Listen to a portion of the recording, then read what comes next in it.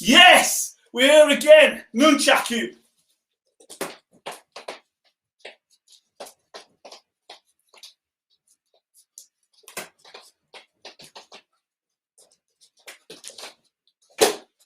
Yes, we've got it on again. We've got the live on again. Guess who we've got on? We've got Kaicho David Toney, 8th Dan, WJJF and WJJKO International President, and he's from Ireland. He's coming on now. Let's see if we can get him on, and he's going to tell you all about it. I'm going to be teaching some of that technique later on in the live, and he's going to be telling you all about how he manages 3,500 students in Ireland. So let's get him on. Let's get this guy on. Yes. Hi, Rich. How you doing? How are you doing, Sensei? How are you doing? The very best. Excellent. It's fantastic to have you on, Sensei. Excellent to be on again. So fantastic to have you here. Honestly, it's just we was on last night, and you know, today we're gonna do a little bit more.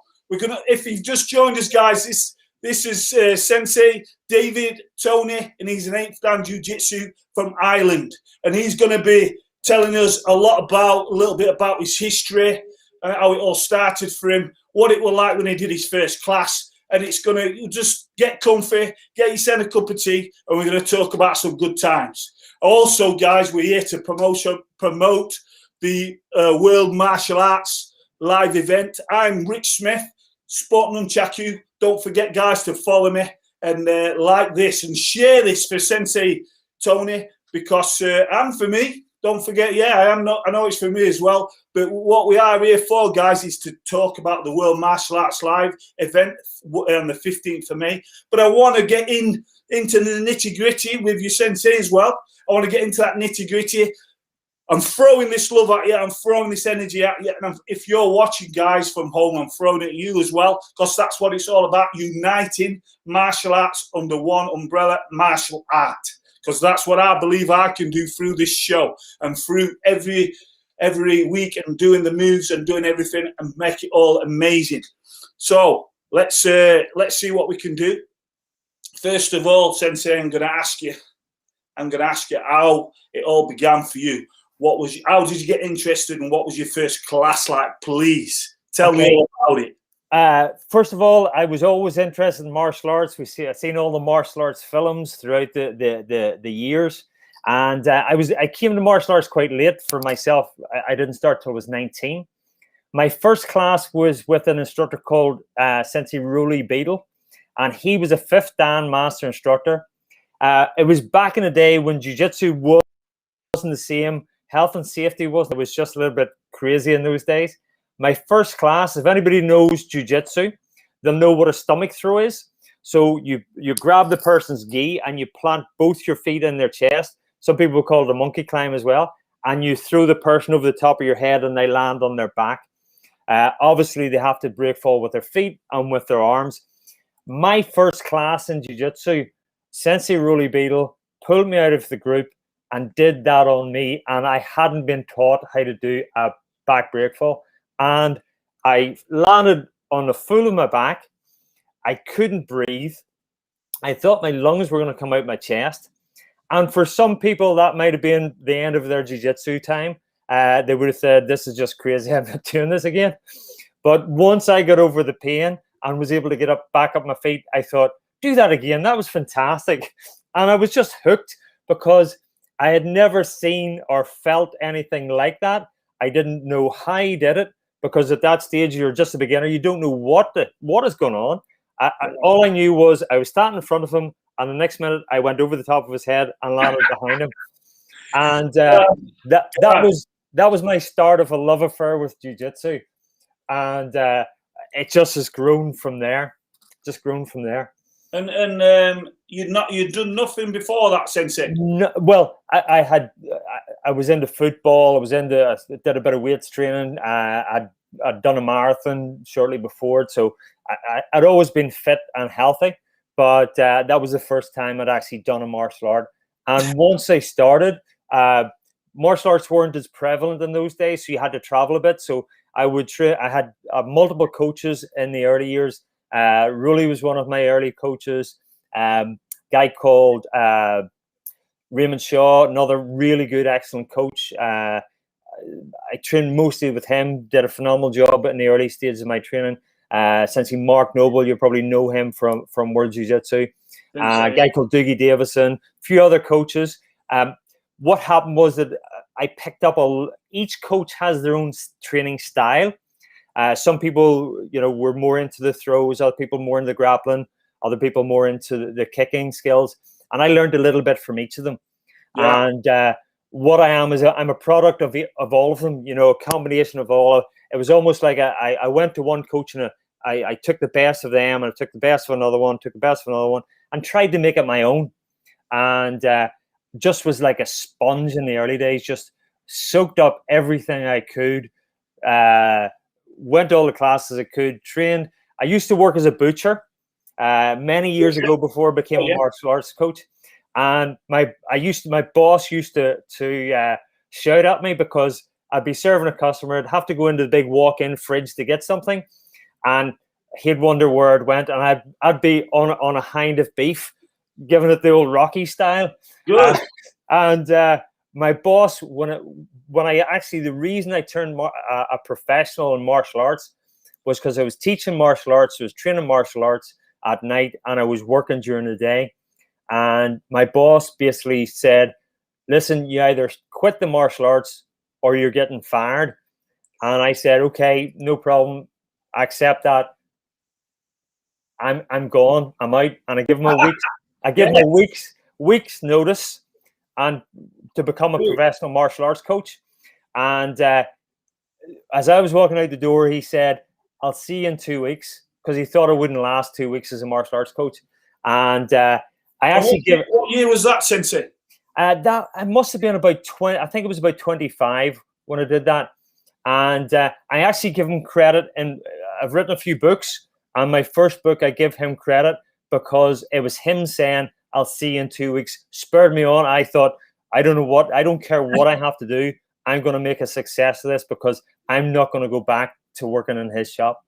So he spurred me on, and I met him a few years ago. When I was out with my wife at the seaside, and I ran into him, and he said, I've been watching your career. His grandchildren were training in one of our clubs, and he said, I've been watching your career, and I'm really proud of you. And that meant a lot from somebody who sort of, he taught me a lot of work ethic as well. I have a strong work ethic, and he instilled it in me. So I've picked up things from all the people. Everybody's a teacher. Everybody's a teacher. Even some of the kids you train in the class can teach you something, So that was the early days. That was the early days. Yeah, that was the early days. I started helping in classes when I was a yellow belt, because you see people struggling. Yeah, of course. And you just think to yourself, and the coach, some of my early days coaches, they teach a technique once, and then move on to the next group, and somebody would be standing there going, I don't know what I'm meant to be doing here. So I would help other people. Then my coaches seen that, and they said, do you want to help in a class? I started my first club, my own club, when I was a blue belt in World Jiu-Jitsu. And blue belts. What year was that, Sensei? What year? I don't know years. It would have been. I would have been. Well, I tell you, I would have been about 21. Well, I would have been 20. So I'm now 57. So you can do the calculation. So it was quite some time ago. So started helping in a class. By the time I was blue belt, I was starting to take my own classes, which was unheard of, because you wouldn't get a blue belt in World Jiu-Jitsu taking a class now. No. But it was the early days of martial arts, and what about that, Sensei? Just because you brought that up, and if that's all right with you, we'll just explore that just for a minute. Yeah. People do set up, they meet in groups. Yeah. They say they're this and they're that, and a lot of different styles around me have just sort of formed their own thing. Yeah. They haven't had any coaching experience. They don't know any safety. They don't know what to look about. Yeah. With the World Jiu-Jitsu, when I was with them, you'd go on a coaching. Yeah. When I did my first time many moons ago, you would do with Mr. Elliott, Sensei Elliott, if you're watching. we had to do at least 3 weekends of brown belt training. Yeah. Then we had to do at least 3. We had to have somebody as a mentor to help us and to point us in the right direction. Then you go on a couple of weekend courses. Yeah. Then you're an assistant coach. Yeah. Then you're a club coach. Then you're a senior coach, and it went on and on. Yeah. Yeah. But now the question is, what do you think about that? Now, even now in this age, people are meeting, and I don't mean just COVID. I mean before COVID. I mean people are meeting, and the event, and then all of a sudden they're a blue belt, maybe in a style, maybe they're this belt, and they've opened. Yeah, and it's an issue. What do you think of that? But for me, if you want to be good at martial arts, you have to train to be good at martial arts, whatever your martial art is. You're excellent with Nunchakus. That just doesn't happen overnight. You have to dedicate your life to it. And I was talking to one of the coaches, Alan Pettigrew, who remembers from Pisa. We were in Pisa together. I think it was 2004. 2000. No, the Ireland was 2003. I think it was 2004. And he was at the swimming pool, and he got talking. He got talking to you about just about martial arts, and you went off on a rant about nunchakas, and he said you disappeared, and 5 minutes later you were down with the nunchakas at the swimming pool in your shorts, showing him your nunchak, and he said you were phenomenal. Back in those days, you were good. You're even better now, but it takes passion. And it was my 3rd year training that year since 2001. But I remember that, Sensei. Let's talk about the Pisa because I was at the swimming pool. You're right, and I'm like, man, it's red hot. It's so warm. I just go get my chucks. So when I got my chucks, and I'm just on the side of the swimming pool. I was watching. I didn't care, obviously, because I don't. But I mean, it does take dedication. Absolutely. All these years later, from studying my first class in 2001 in Nunchaku in Switzerland, then you have to keep training and you have to keep practicing. And I say to my students, practice makes, and it makes more practice. Don't make perfection, because there's always levels of perfection. It doesn't stop. But you're right. You also have to be guided, Sensei. You have to be guided by somebody. And if there's nobody at the start to guide you, there's always people to guide you. You were saying about your butcher boss. Your butcher man, your butcher man, the butcher and all that, the butcher. You're saying about the butcher, and he's guiding you really with your work ethic, and then you're applying what you're learning. I have a student called Daniel. He's very dedicated, and I help him with a lot of his ways, and hopefully that'll pass on to his life and his family and his kids in the future. I mean, you've got to have that discipline. You've got to have that dedication. It's a way of life. It's every day. Absolutely. If you don't train, you lose it. And as far as coaching goes and running a large organization, Professor Clark was one of my best mentors. I used to travel, and this is back in the day when there was no EasyJet. When I flew we trained together on a Tuesday morning in Samurai World in Barlow's Lane under Professor Clark. And when I flew over from Belfast, we had to fly on a propeller plane, and it stopped in Isle of Man, and then flew on to Liverpool. I got in a taxi from the airport, went trained for a couple of hours, did a wee bit of training after the class, and then headed home. And that was every month for years. I did that. But as well as the actual training, I would go into the office with Professor Clark, and he would guide me as to how to run the organization. If I went in with a problem, he'd say, well, he'd had every problem under the sun. So he could say, I had that problem 7 years ago. This is what you do. So he would guide me. He would take me through it. And then Dave Flaherty, MBE, he would come to Ireland and do our coaching program. And I owe him and Sensei Helen Travis a real debt of gratitude, because if you have good coaching structure, you have a good organization. If everybody's doing whatever they want to do, it's gonna fall to pieces. But we have really good coaches. They all work the highest and best standard. And then I moved from looking after my students in my own club to looking after the coaches, and then they looked after the students. So let's leave that question for later, if that's all right, because we have the question, which is how you run, but not yet, guys. How you run 3,500 students, how you manage them. So let's not get into that, if that's all right. So not a problem. If that's okay with you, we're going off track. But what I want to do is get on track about Mr. Clark and obviously Mr. Flaherty, because they helped me as well through the Jiu-Jitsu, and that's helped me with my training. You know, when we used to see each other on a Tuesday, and I was there every week, and I'd see you come every month, and it was awesome. But what I'd like to do now, if that's all right, is I want to bring up one of the best courses that I've been on, and it's been organised, and that was, and I'm not trying to throw smoke up you or anything, but it was a really good course in 2003 when I took a little team over to Ireland as well. And what we're going to do is we're going to get some footage on that now, guys, of when you was on the telly. So you was on the telly, weren't you, Sensei? Yeah, that was on the news in Northern Ireland, 2003.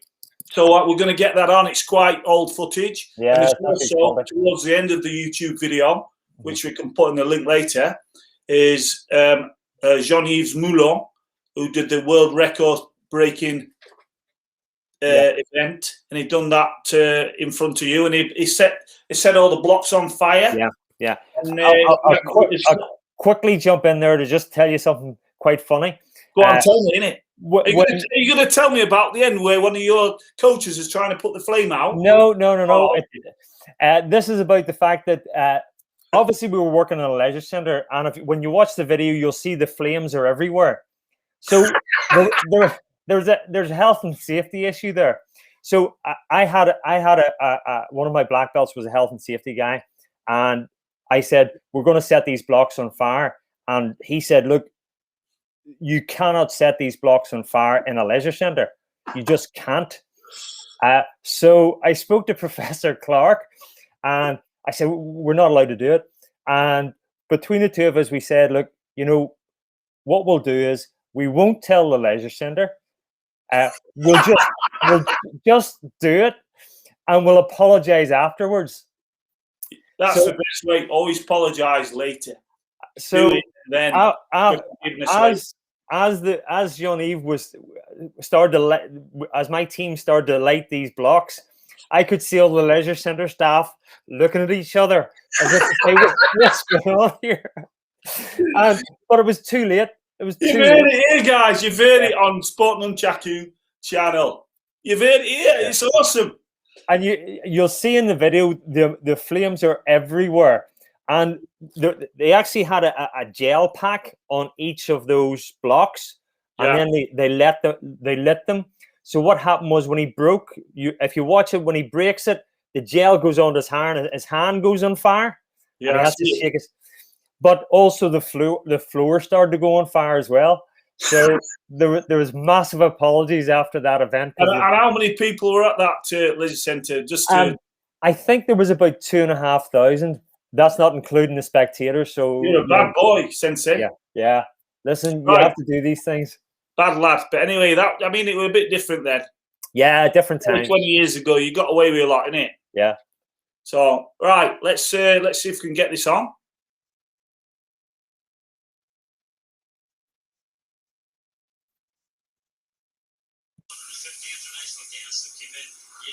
Which was a logistical nightmare trying to get them in on time and get the flights. The kids, 750 odd kids, 500 adults. Excellent day. It's been a year in the making, and we were. You can see there's a lot of students there, Sensei. Yeah. And that's only one of the rooms. We're in several different rooms throughout the leisure centre. Here he is. He's Mulot. Yeah. Jean-Yves. He's got his Jiu-Jitsu suit on lock. World Jiu-Jitsu. So he's walking on blades as well. Yeah, axe blades. That's Professor Clark in the background in the tracksuit. Oh yeah, I can see.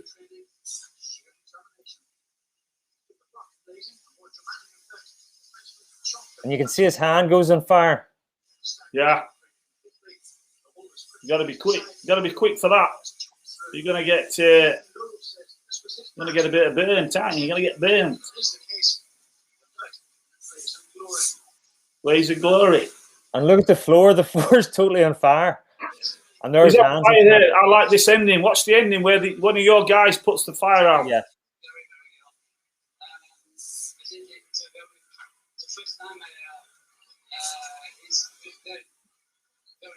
First time he ever did it. Yeah. He's asked for ice to be prepared to put his hand on ice.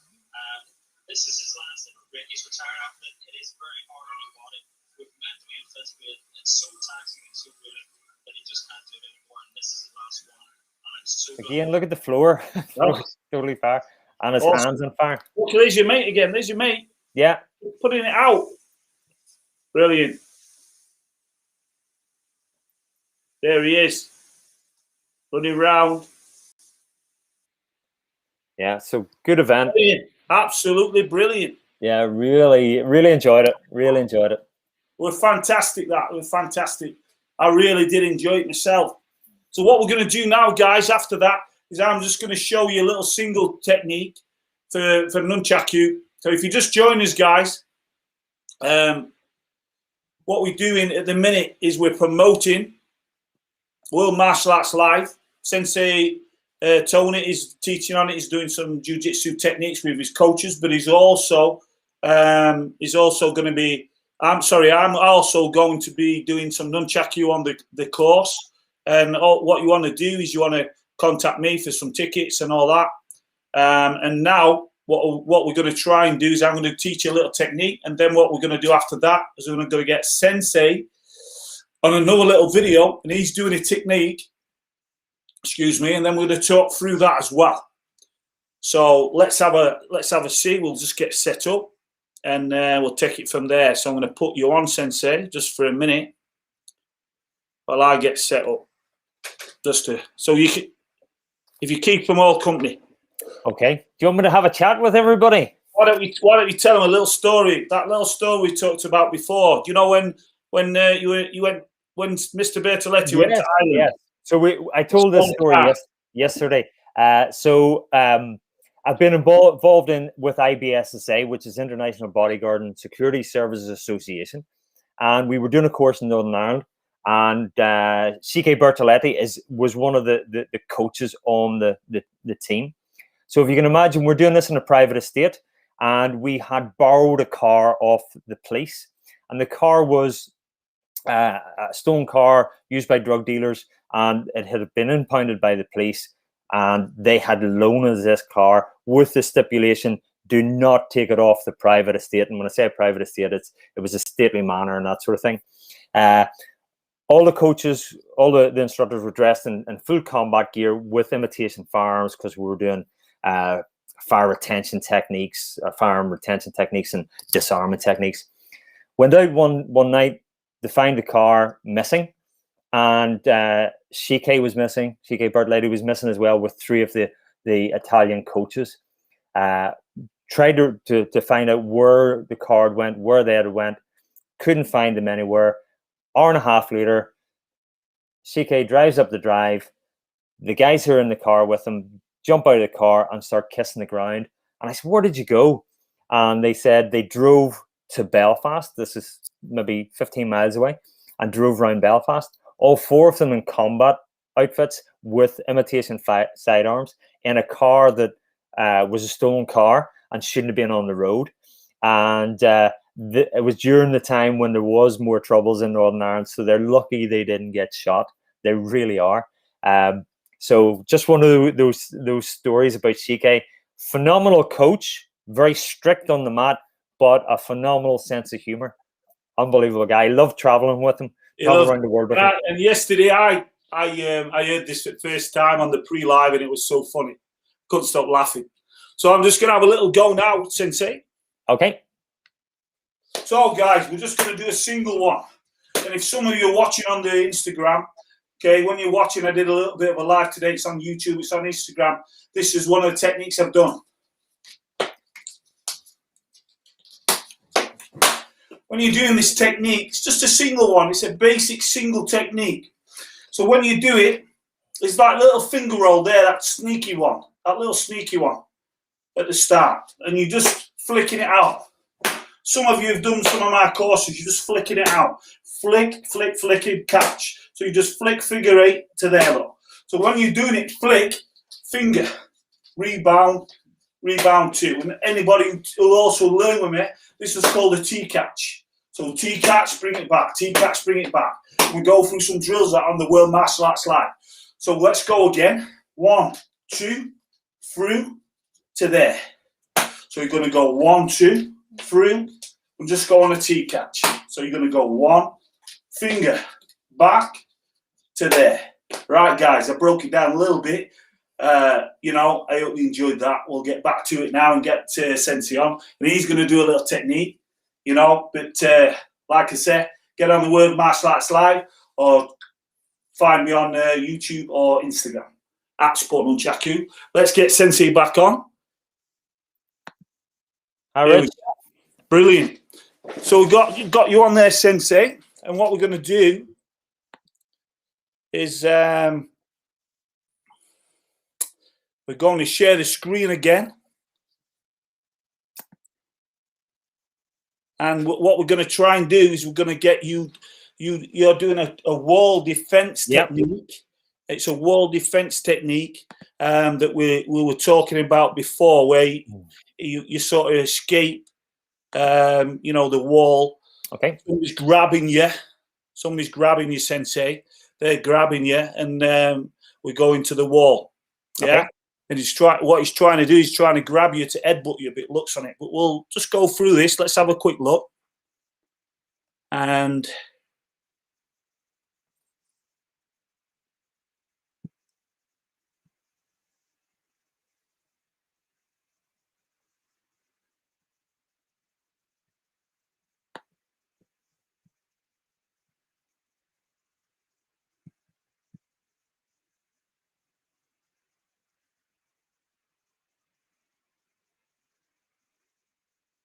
so you see now, he's grabbing Sensei. So you just want to talk us through it just for a minute? Yeah. So obviously you never want to get yourself in this position. I always tell my students, don't get yourself in a position against the wall because it's a poor position to be in. But if you do find yourself in it, somebody's grabbed your collar, they've pushed you into the wall, they've limited your movement, they've limited your stance. The first thing to do is put your hands up in case of a headbutt, because that's because he's grabbed you. It's either going to be the knee, it's going to be the head. So the hands are up to defend against the headbutt. I'm attacking the eyes to start with. I cup my hands and push them over the ears, perforate the eardrums. Then I twist on the neck to push him and use the wall. So he strikes the wall. Then I bring the knee up into the solar plexus, drop his head down, and then it's basically an elbow into the medulla oblongata, base of the brain. And you can see that if I was doing it with a bit of power and force, then that's going to put somebody down. This is Michal Varga. He's one of the coaches from England. This was videoed at a course, World Jiu-Jitsu Boot Organization, GB, one of their courses. Michal is a tough guy. He works. I like this next bit, Sensei. I just want to tell everyone, oh, what a relief. Yeah. This bit here, if that's all right. Yeah. Because obviously I edited this a little bit. Yeah. So let me just say what he's thinking. Look, let me just say. Thank God for that. Yeah. Michael's a lovely guy, and he's Eastern European. And when he came to Northern Ireland, this is the thing about World Jiu-Jitsu. It's all over the world, and Shike Bertoletti has a magazine called I think it's Samurai. And Michael's I'm sure he's in his 40s. When he was a little boy, he used to go to the shop and get this Samurai magazine and see photographs of Shike and Professor Clark, and think, wouldn't it be great to train with those guys? And then when he came to Northern Ireland, he seen jiu-jitsu, he went to his local club, and lo and behold, within a few months later, wasn't Professor Clark coming over to Ireland to take a course. So it's funny how things all pan out. It is funny. It's a bit nuts sometimes how it all works out, because who'd have thought we'd be doing this little interview and we'd be talking about the World Martial Arts Live event, which is coming up soon. And who'd thought this World Martial Arts Live event, which is on the 15th of May, is run by Hanshi Terian, and it's run by him, and he's uniting lots of over 40 countries together just for one day, 24-hour event, you see. So this is a 24-hour event, and you know, he's brought us together on through this sort of live and through the show, which is fantastic. Mr. Clark obviously brought us together, and we used to train together, and now it's just turned around maybe 10 years later since I've seen you or trained with you, maybe a bit more, and now it's just fantastic, because this is what the aim is, guys, is to get people united, still get people training in martial arts, and to further their discipline and also their sort of education, which is great. But you know, I mean, Sensei, I mean, we're coming up to this time, this question time. Yeah. We've been going a while, and if you just joined us, guys, don't forget just to rewind this and just do the replay and whatever. We're coming up to this question: is how you manage 3,500 students in Ireland, because you're in North and South. Yeah. Well, the first thing is that the organization that I head up, I didn't start it. Other people started it. I took over it. So I took over, and I think there was around about 1,000 in it when I took over, and we've built. And there was a point a few years ago where we had 4,500 students. We've dropped back a wee bit. There's more competition in martial arts now than there's ever been. There's MMA, there's BJJ. There's so many different martial arts, and it's went very mainstream.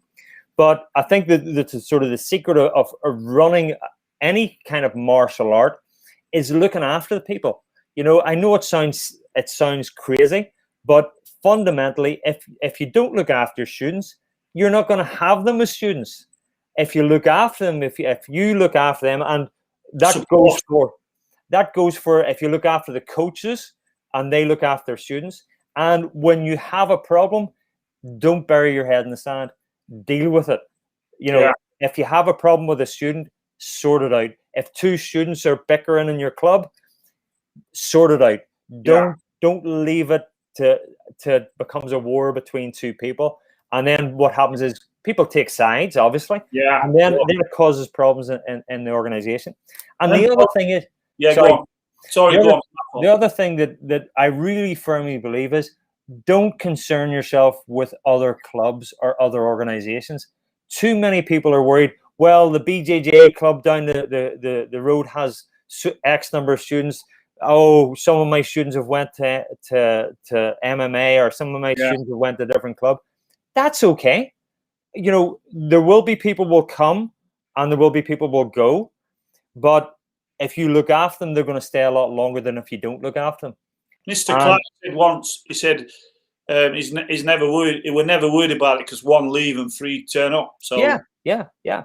And the point is that if you look after people, I've been teaching jiu-jitsu for almost 40 years, and it's a weird point, because I never in my wildest dreams when I was 19 and jumping on the mat as a beginner did I ever think that it would lead me to this, you know, where I've traveled, I've been in Israel, I've been in Russia, I've been in Cuba, I've been in Canada, I've been everywhere in between teaching jiu-jitsu.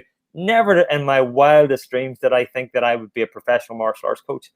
And I'm so appreciative of the people that allow me to teach them. And,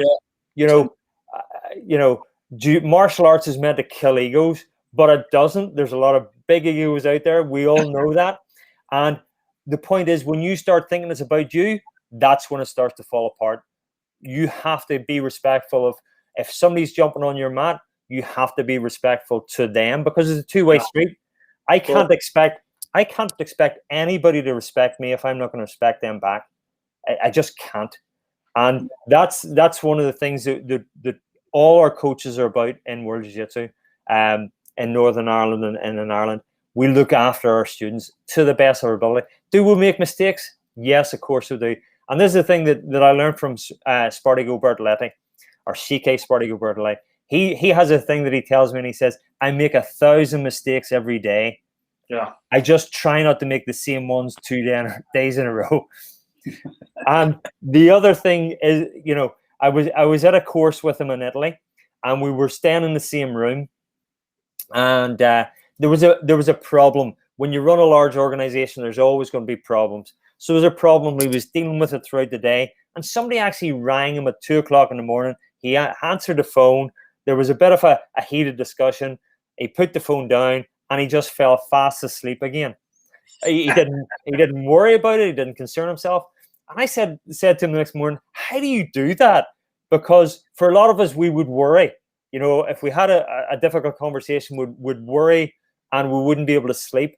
And he said, there's a lot of people stab me in the back. So before I go to sleep at night, I reach around and I take all the knives out and I set them on the bedside table beside me. And then I go to sleep and I sleep sound. And in the morning, I get back up and I stick the knives back in again because I know it's a new day. And there's nothing true about that, because we all have problems, every single one of us. It may be a problem with the club, or it may be a problem with a partner, or maybe problems in work. But we have to be able to put them to one side and rest and relax and get on with our life, and not let them make us become bitter or twisted. I'm the same as I'm with Mr. Bertoletti, because I mean I don't even think they're in there, the knives. I just sound asleep. Yeah. I don't count sheep. No. And you're going. Yeah. And tomorrow's a new day. Tomorrow's a new day. Tomorrow is going to be awesome. Yeah. Thank you, Sensei. Arigato gozaimasu so much for coming on. My pleasure. It's been amazing. You've been the longest live. It's been awesome. We've got through techniques. Guys, if you're joining us now, thank you for your patience. We have had a Nunchaku techniques. We've had a demo. We've had a story about Shike Bertoletti stealing a car. We've had all sorts. He's there in his combat in Ireland for 59 years old or whatever you were. Yeah. And he's driving along. Imagine that. So, guys, watch this on the replay. And also, like Sensei was saying just now, just respect everybody around you. Just respect everybody. I have respect for everybody I see and meet. But I also have a lot of love. And I also give that energy and that love when maybe then they're not feeling it. So, guys, thank you for your patience. And Sensei, I'll see you next time. Pleasure. It's been awesome. Stay on, we'll have a chat. Okay. And thank you again. Pleasure, absolute pleasure. Thanks. And make sure everybody go to this 24-hour live event. It is going to be really excellent. 24 hours, 96 different classes, and you can pick and choose. There's martial arts from all over the world, and you can be training 24 hours, or you can train for an hour, whatever you like. And you can get the tickets off Rich. If you're part of World Jiu-Jitsu, you can go on our page and get the tickets off us. And it'll be a really good event, really enjoyable. I'm truly looking forward to it. We're hosting the World Congress again in 2023. So thank you, excellent. Thank you. Bye-bye. See you soon. Bye. Excellent, guys. That was just fantastic. It was amazing. I'm happy that everybody stayed on for so long. Thank you. And guys, stay cool, and I'll see you next time.